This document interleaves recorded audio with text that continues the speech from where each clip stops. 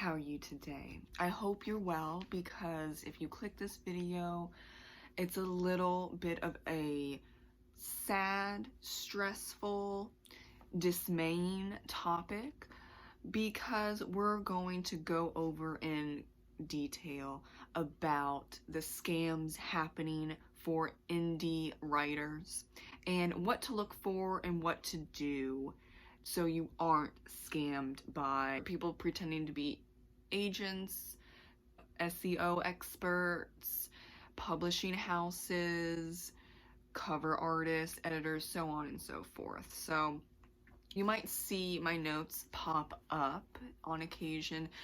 I want to make this video as in-depth as possible, so I had to write out quite a few pages of notes, so I apologize in advance if that is distracting to you. But first off, really what we're going for with this video is being scammed out of money, or maybe even your Facebook account, Instagram account, your website. Usually when they try and take over your website or Facebook, they'll send you a message saying that you owe them X amount of money to get it back. So it's kind of like blackmail in a way. Those are the two main things. It's someone hacking your account and asking for money, or it's someone pretending to be, let's say, a publishing house, and they require you to pay them $150 for them to just read your manuscript, and then almost always they will then say, it's an amazing manuscript, here is X amount of money that you have to pay in order for us to publish and market and edit and, you know, all that fake stuff. So I've seen both of them. I haven't gotten either of them because I started on Wattpad, and that's where a lot of scams happen, unfortunately. And so I was just aware early on that there were a lot of scams that were targeting indie authors or new authors, because that's where, unfortunately, a lot of people want to be agented and go into traditional publishing, or they're just starting out and they don't know what to do, so they don't know what to look for. So really, the number one point that I'm going to start out with is check anyone and everyone's online presence. This includes supposed agents, book cover designers, publishing houses, and even freelancers that say they can make you go viral, which there are, you know, some that can, but they're not going to ask you to do it. They'll just find your book, for example, on Amazon, or maybe they find a sponsored ad on Facebook, they buy the book, and then they do it just out of their own free will, and it's organic. It's not someone's emailing you and saying, I can make you explode, pay me $55 for it.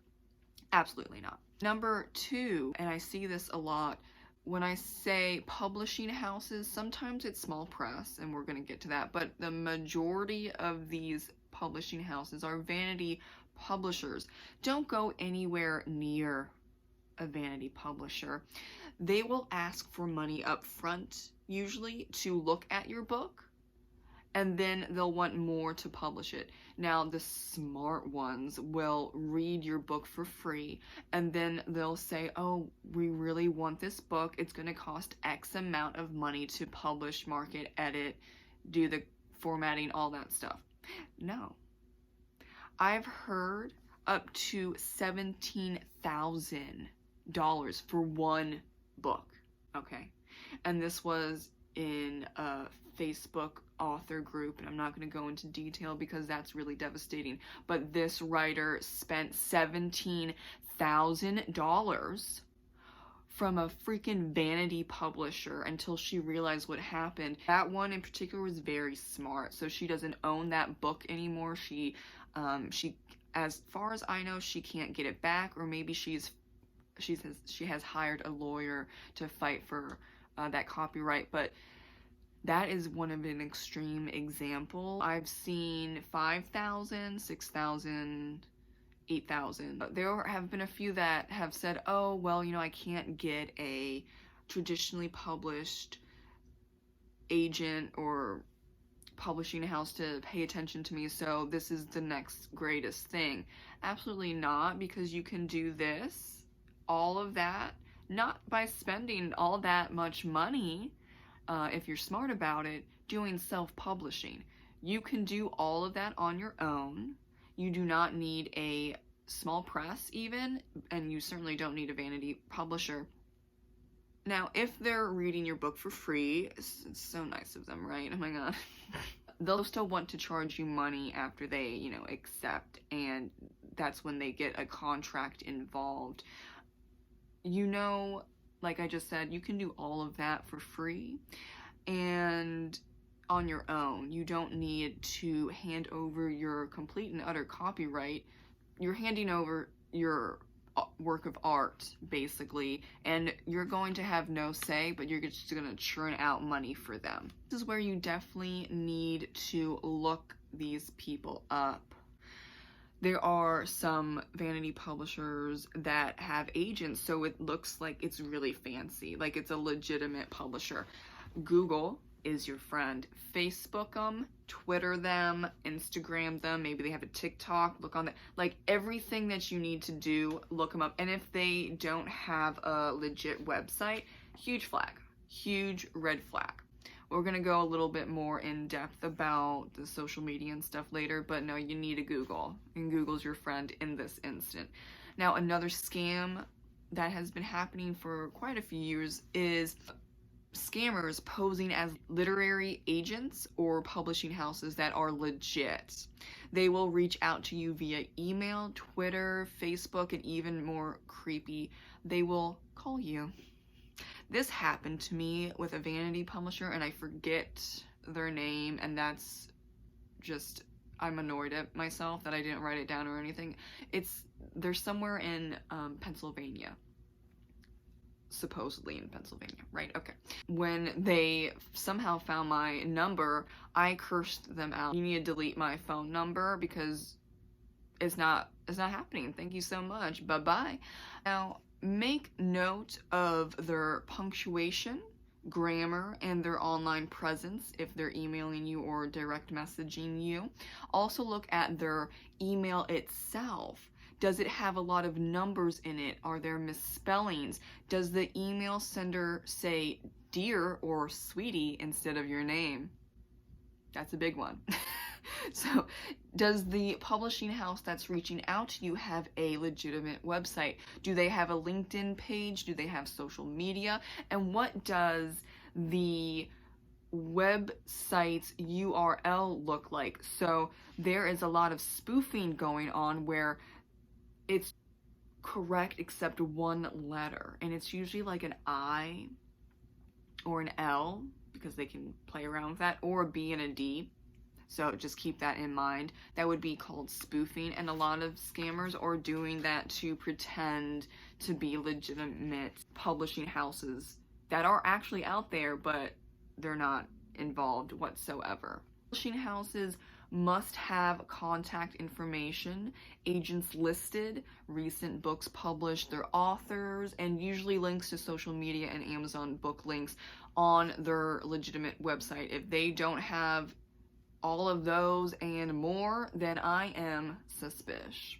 Number 4 is, if you're still unsure, check out the Writer Beware blog. They're also on Facebook and Twitter. I get news from the Writer Beware on Facebook specifically, but like I said, I know that they're also active on Twitter. And the owner is very responsive, and the blog collects scams and posts them for all to see, and you can submit your scams to the blog, and you can ask questions. Number 5, which this could be seen as aggressive, but you know, I think if you're trying not to be scammed out of like thousands of dollars, or you know, blackmailed and hacked, I think this would be a good one. If need be, reach out to your fellow authors involved.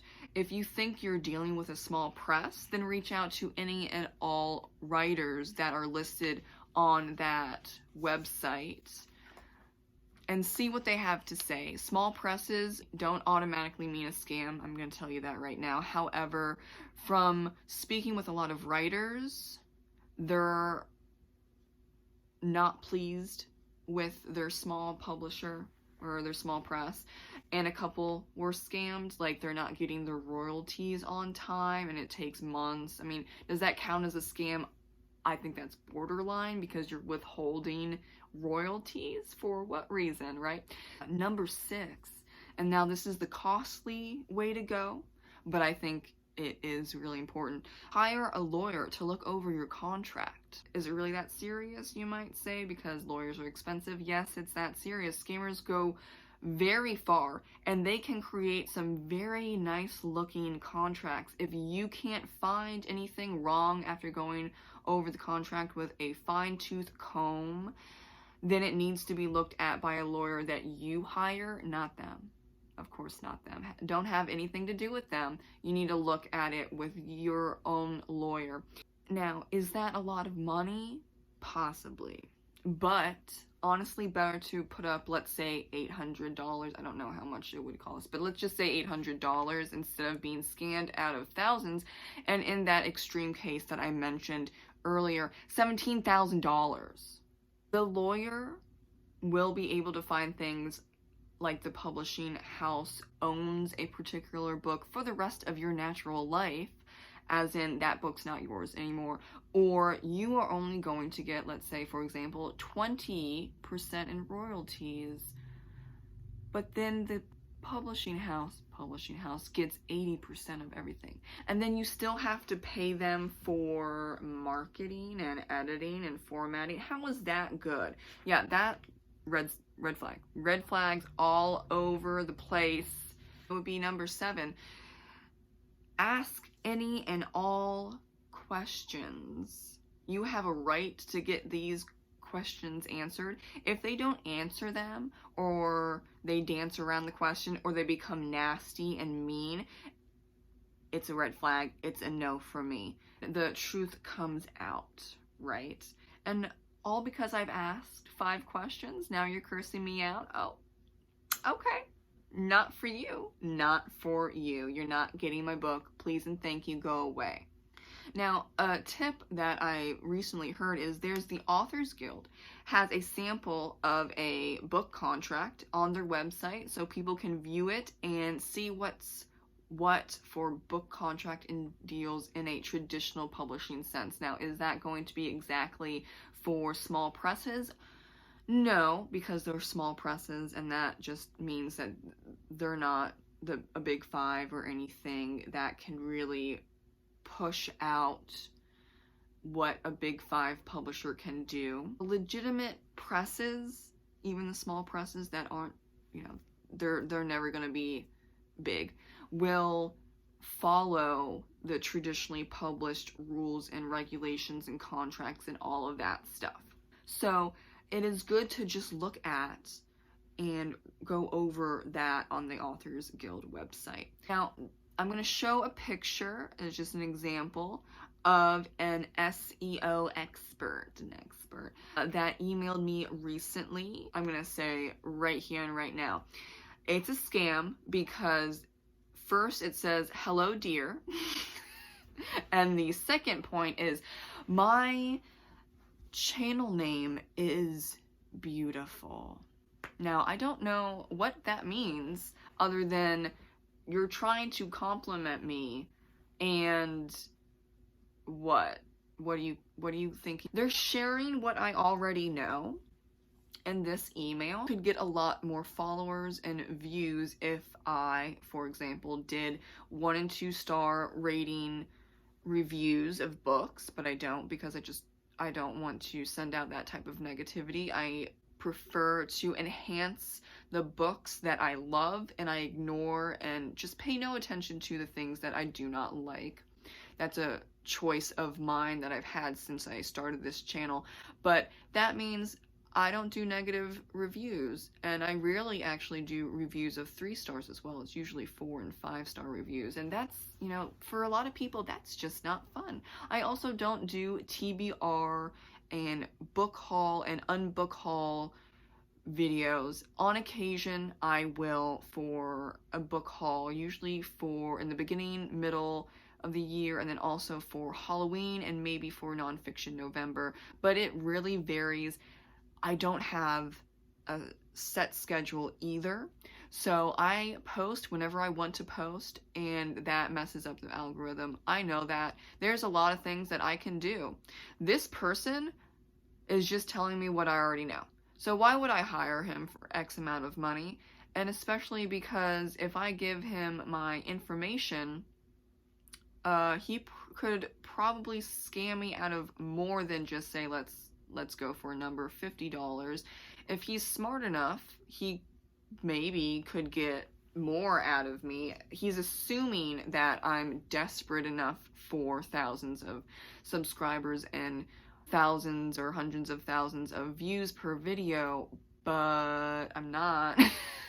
So what could come out of it if someone were to take this would be fees over and over again, $50, $100, $65, to try and make me go viral because he's supposedly an expert. And we just keep trying over and over again, and then maybe I ask him a question after I spent $250 and I still have little to no jump in views or subscribers, and then he ghosts me, and maybe he blocks my email, and then I can't get him to reply, and I can't find him anywhere online because it's just a scam.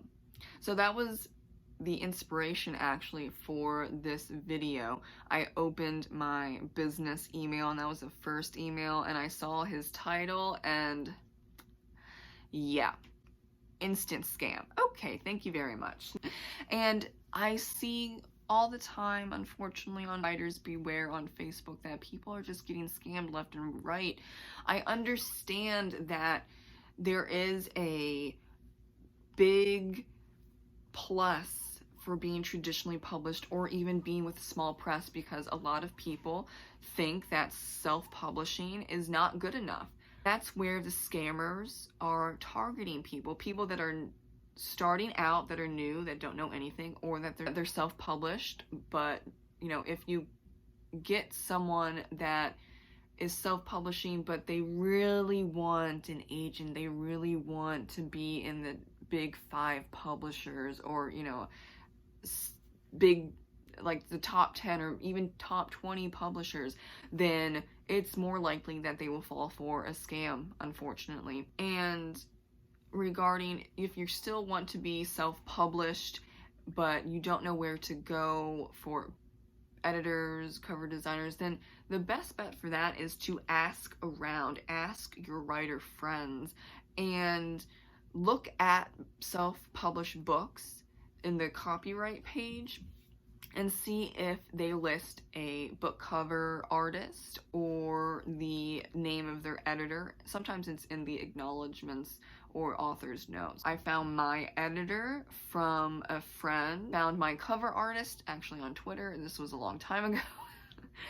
You can find them as well on Twitter specifically, probably Instagram, and I would be a little hesitant for Facebook because that's where a lot of scams are happening. I mean, they happen on Instagram and Twitter as well, but for some reason they're happening a lot specifically on Facebook. But it's not as bad because you can easily tweet out and get people to notice it. Facebook is a little harder for that. I do also want to note that there are some instances where legitimate agents will reach out to you, but that is rare. However, it's a thing. Okay, so I'm going to name 3 that I know off the top of my head. The writer of Legends and Lattes, Travis Baldree, Chuck Tingle, a romance and erotica writer, and Evan Winters, an epic fantasy writer. So those 3 were self-published, and then now they have agents because the agents reached out to them because their books became so popular that agents took note. So it does happen, and I don't know how much it happens on average per year, but what I've noticed is at least 10 per year that I know of, and I'm not even that deep in the self-publishing or even traditional publishing world, and that's by choice, so I'm a little naive. Just be wary that it happens very rarely. It's not impossible, but those 3 authors that I mentioned, they jumped up in popularity very fast. So if you only have, let's say, 20 reviews, and they're great reviews, but they're 20 reviews, and you only have 1 book out, and you're not making that much money, and you're not well known, or you're not very well known at all because you're brand new, then be very wary. And I know it's difficult, but if you're not well known, you're not ranking very high, you haven't gone viral at least once or multiple times or anything, like that, then I would question why someone is approaching you, even if they're saying, like what vanity publishers are doing now, they'll read the manuscript for free, but then wanting you to pay them, or making the email or the call personal in a way. It's kind of generic. I would question it. And I would just like to add in, self-publishing is fantastic. Stand firm in your choice to self-publish, and don't fall for these silly people thinking that they're gonna scam you because somehow deep down inside you hate that you're self-publishing and you want to desperately get involved with a traditional or small press publisher, so they're gonna go after you. I find that insulting. I mean, I don't know. I love self-publishing. I love where I'm at, so I guess I very hesitantly look at these calls and emails and direct messages and like, no, anyway, but keep that in mind as well. Thank you so much for watching, and I hope you have a great writing and reading day. Bye!